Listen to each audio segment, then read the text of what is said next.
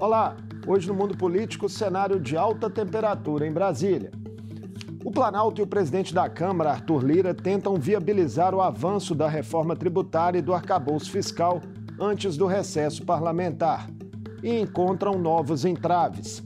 A oposição ainda digere a inelegibilidade de Bolsonaro e aposta em gestões estaduais para futuras disputas eleitorais.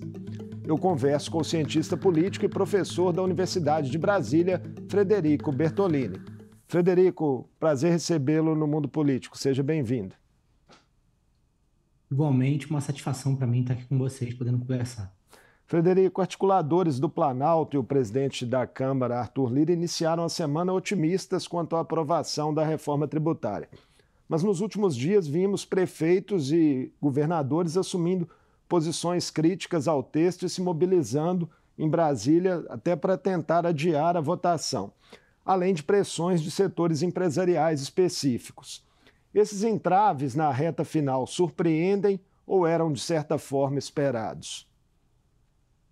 Eu diria que são entraves naturais e esperados. O mais importante já aconteceu, que foi a aprovação do texto base. Eu acredito que esses pequenos rearranjos eles vão até beneficiar, de certa forma, a lei, de certa forma, o arcabouço. Então, eu acredito que é natural, e vai haver pequenas alterações, mas o principal permanecerá.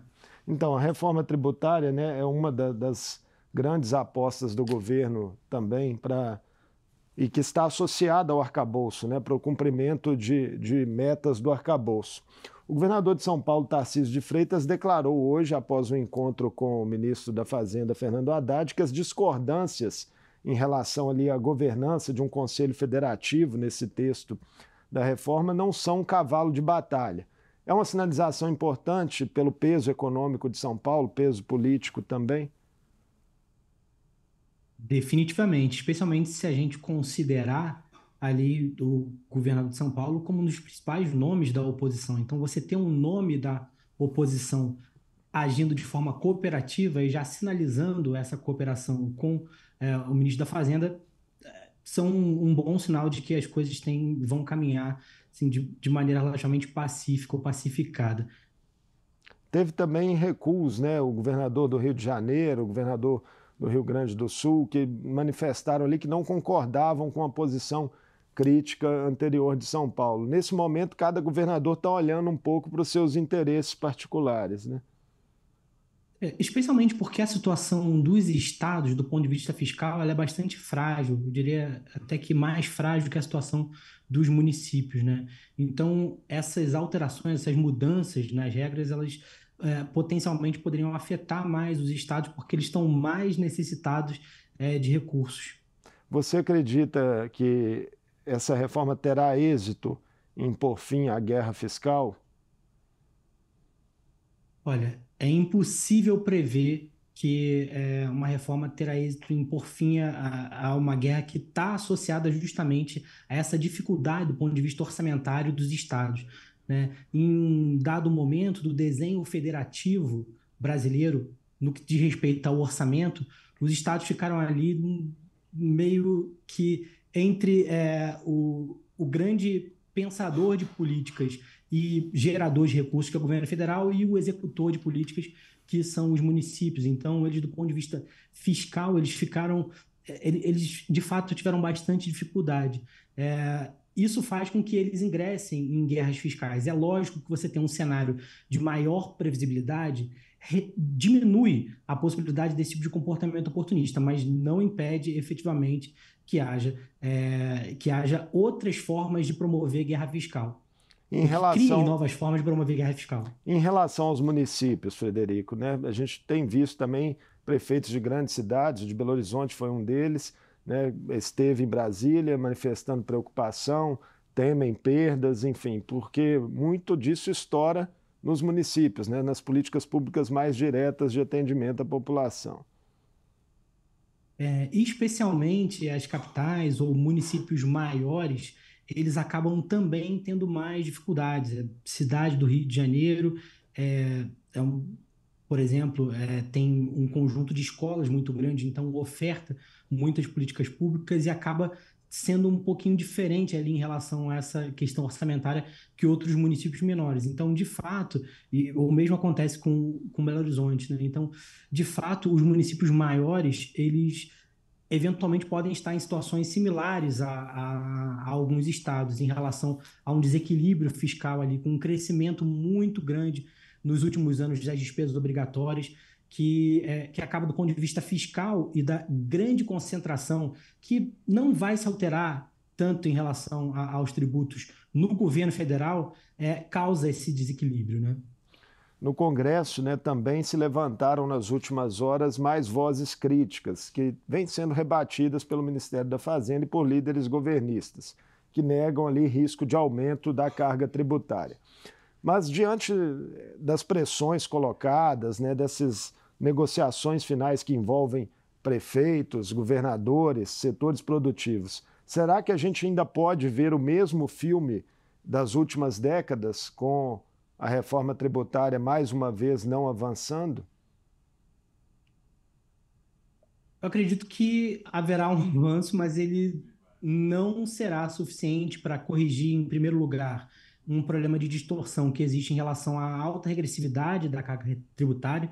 Então, embora tenha havido melhores nesse sentido, ainda vai haver regressividade na carga tributária. E um outro problema que não vai ser completamente resolvido é o problema da hiperconcentração de recursos no governo federal, né? O excesso de concentração de recursos no governo federal.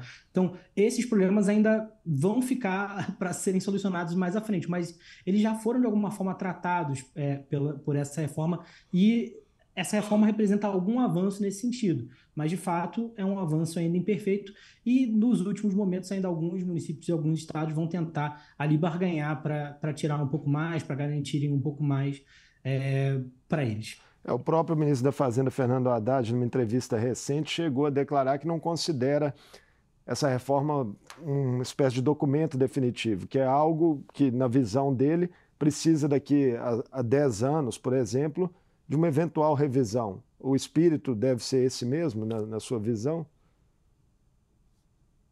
Uma grande mudança institucional, ela tende a ser incremental, ou seja, ela tende a acontecer aos poucos mesmo.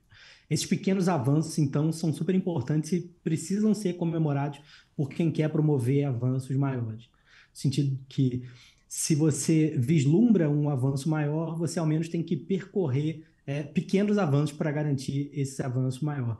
Toda mudança institucional, ela implica numa mudança grande também sobre a distribuição de recursos, sobre a distribuição de poder, e quem é responsável pela distribuição atual impõe alguns entraves, impõe algumas dificuldades para que haja essa mudança. Então, é realmente natural que a mudança seja incremental, mas é melhor ter um pouquinho de mudança, ter alguma mudança incremental, do que não ter nenhuma. O tema gera tanta resistência por quê, na sua avaliação? Por conta daquilo que eu comentei da distribuição de recursos. Toda regra, ela representa uma determinada distribuição de recursos de um dado tempo. E quem faz a regra é responsável pela manutenção dessa distribuição. Então, por isso que toda mudança institucional é muito difícil, porque quem fez a regra, quem construiu a regra, dificilmente vai querer que haja alguma mudança. Então, quem deseja que a mudança seja realizada precisa ter um alto grau de articulação política, precisa apresentar para esses jogadores que estão jogando o jogo as vantagens que eles vão ter com essa alteração e as vantagens de avançar em reformas específicas que aquele que deseja implementar a mudança quer. Então, qualquer mudança institucional ela tem alguma reserva associada a quem estabeleceu aquela institucionalidade. A gente teve uma mudança no Congresso, claro, só que é um Congresso que ainda carrega muito da história de congressos anteriores, ou seja, quem está mudando a regra hoje pode até não ser quem fez a regra anteriormente, mas não diverge tanto, não é tão diferente de quem construiu a regra. Então, isso faz com que haja uma certa dependência de caminho ali, uma certa estabilidade em relação às instituições e às regras do jogo, especialmente quando a gente fala de um elemento tão essencial que é a distribuição de recursos.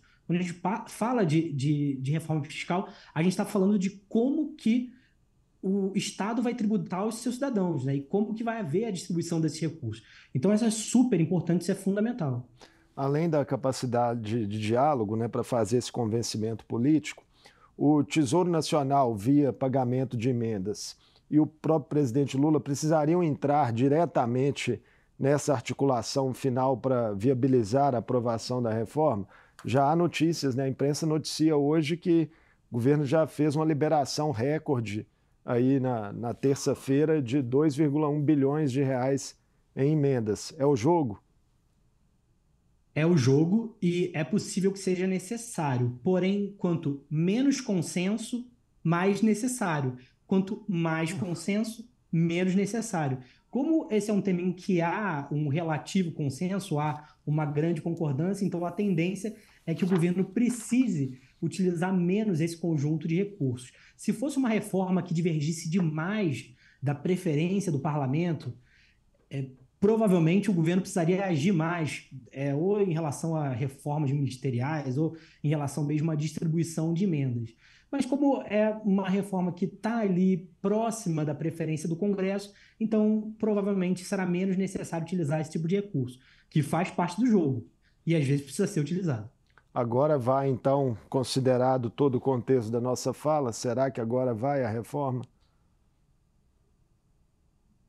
Todo cientista político que se arvora a fazer previsões costuma errar. Então, eu diria que é uma tendência. Existe uma grande probabilidade de que sim. O primeiro semestre, Frederico, foi de derrotas e vitórias, né, para o governo na Câmara. Por que o Planalto ainda não conseguiu consolidar uma maioria ali? Eu acredito que isso tem muito a ver com como as coisas vinham sendo tratadas anteriormente e o poder relativo que o Arthur Lira conseguiu para si, especialmente no período do governo Bolsonaro. Então, ele foi capaz de executar um conjunto de emendas lá, a RP9, né, o que a gente chamava de orçamento secreto, e isso conferiu ao Arthur Lira um poder relativo muito grande. Também o fato de as emendas terem se tornado impositivas, essa mudança já é bem anterior, né?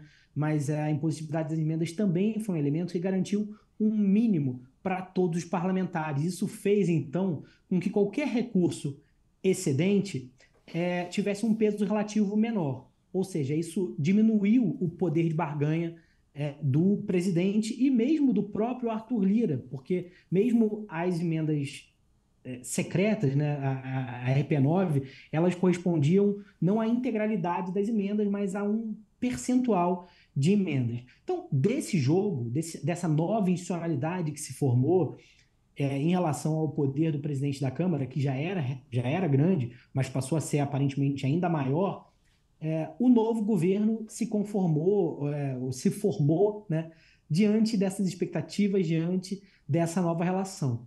Houve uma mudança muito importante, que foi a perda desse poder por parte do Arthur Lira. Então, ele perdeu a capacidade de operar o orçamento como ele vinha operando, mas ainda ficaram, pelo menos do ponto de vista simbólico, algumas alianças, algumas questões para trás.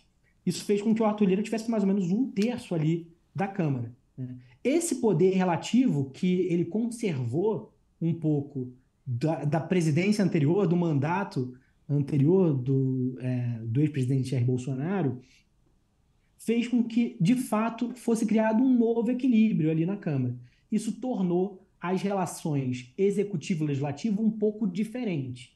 Então, acho que a gente pode, depois, quando a gente entrar nos outros temas da pauta, especialmente da relação Lira-Lula, dar uma aprofundada nisso. Mas fato é que houve um rearranjo, o Lira passou a ter mais poder e mesmo com a perda desse poder relativo, ele conservou uma influência sobre um conjunto grande de deputados da Câmara, especialmente de algumas bancadas que ele empoderou durante o finalzinho ali do governo Jair Bolsonaro, do terceiro e do quarto ano do governo Jair Bolsonaro. Então, nessa balança aí de forças, né, entre Lula e Arthur Lira, será que a operação recente da PF, por exemplo, apurando ali desvios, né, de verbas em kits de robótica em Alagoas. Isso levou a um enfraquecimento político em alguma medida de Lira? É possível que sim, mas também a passagem das emendas de RP9 para o executivo de volta, ou a maior parte desses recursos para o executivo de volta, realinharam o jogo. Então tem um conjunto de analistas que acreditam ou que acreditavam que esse jogo estava transformado para sempre, ou acabou o presidencialismo que a gente chama de coalizão.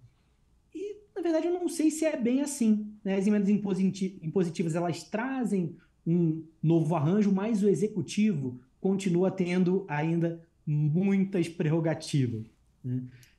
Você pode, se você assumir que houve alguma atuação mais política ali da Polícia Federal, que não necessariamente aconteceu, mas se você pensar que a Polícia Federal é controlada em certa medida pelo Executivo, embora ela tenha um alto grau de independência, você já começa a pensar no conjunto de possibilidades que o Executivo tem.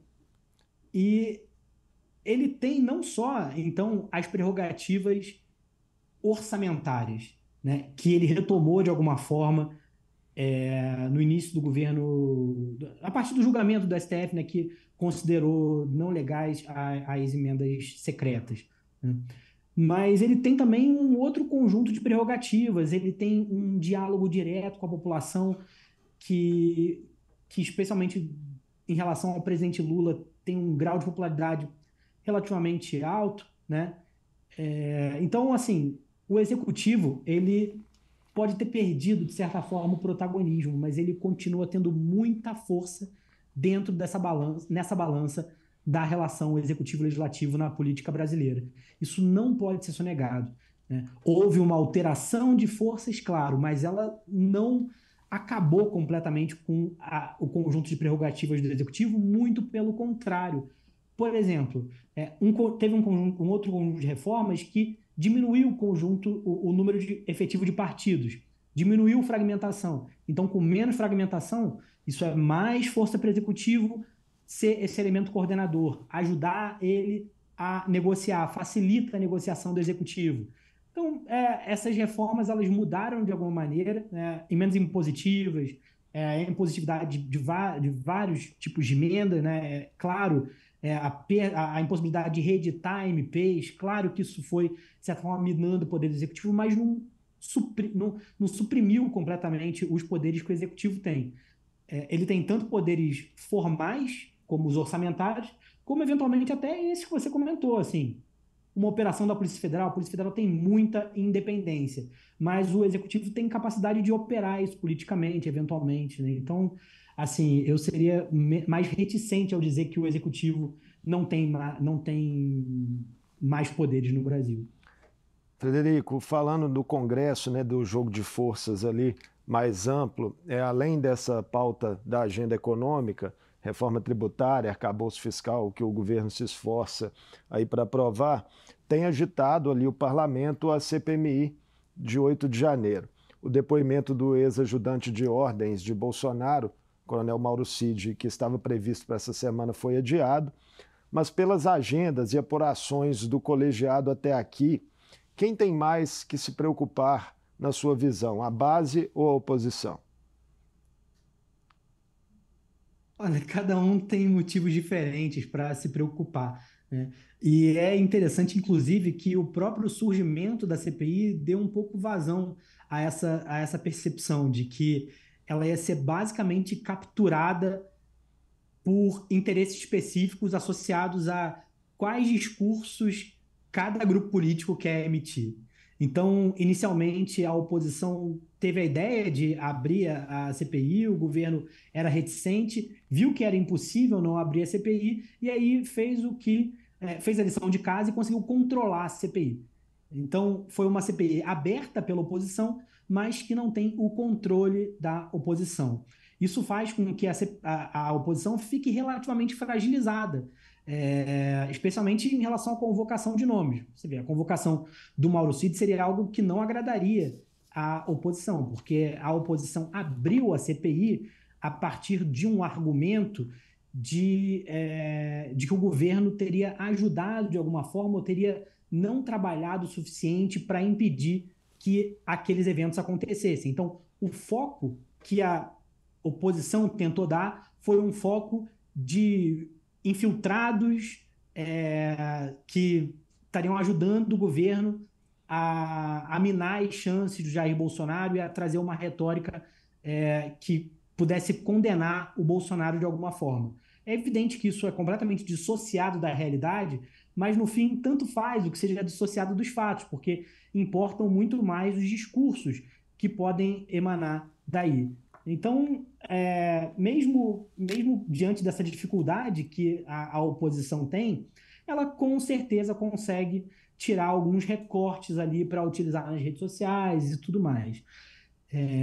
Ao mesmo tempo, o governo, por controlar as cadeiras e por controlar a relatoria da CPMI, tem uma grande vantagem relativa, especialmente nas convocações. Então, vai ser um momento de expor todos os meandros ali das articulações que foram feitas para uma tentativa de golpe ou sublevação popular, enfim, qual é o nome que você queira dar, mas que tem a ver com um conjunto de ações flagrantemente ilegais que foram levadas a cabo ali durante o 8 de janeiro. Nos últimos dias, o grande fato político, né, que também marcou o país, a declaração de inelegibilidade de Bolsonaro até 2030 pelo TSE. O que lhe parece o futuro da oposição e do próprio ex-presidente? Ele continuará sendo um ator relevante na política nacional?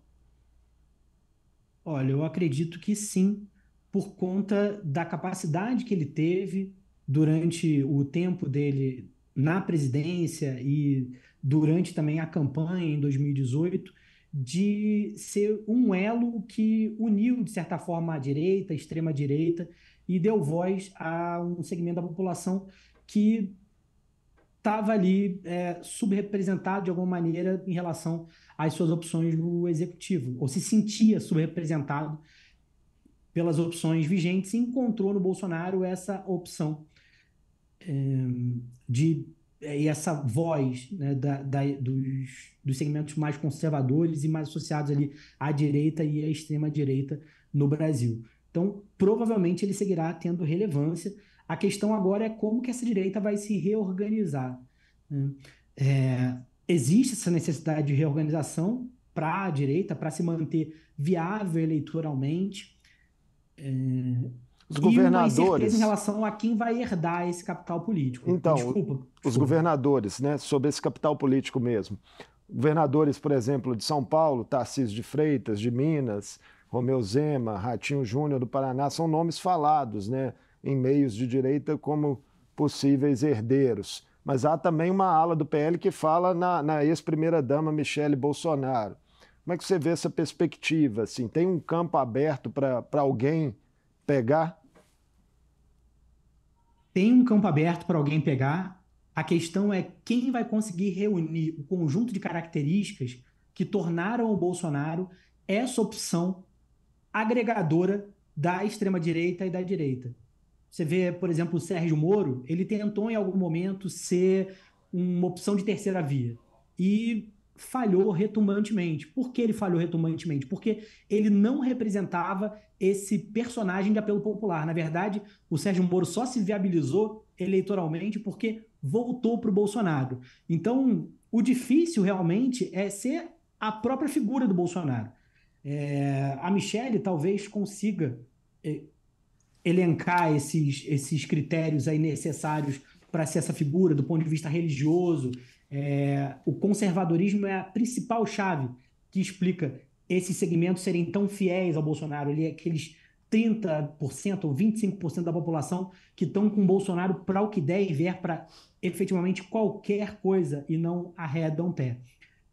Os governadores, eles vão ter uma tarefa um pouco mais difícil, que é serem figuras populares ao ponto de poderem substituir o Bolsonaro. Eu não sei se o Zema consegue, eu não sei se o Tarcísio consegue, não sei se o Ratinho consegue, acho ainda mais difícil pensar nele como uma figura mais nacional ali, né?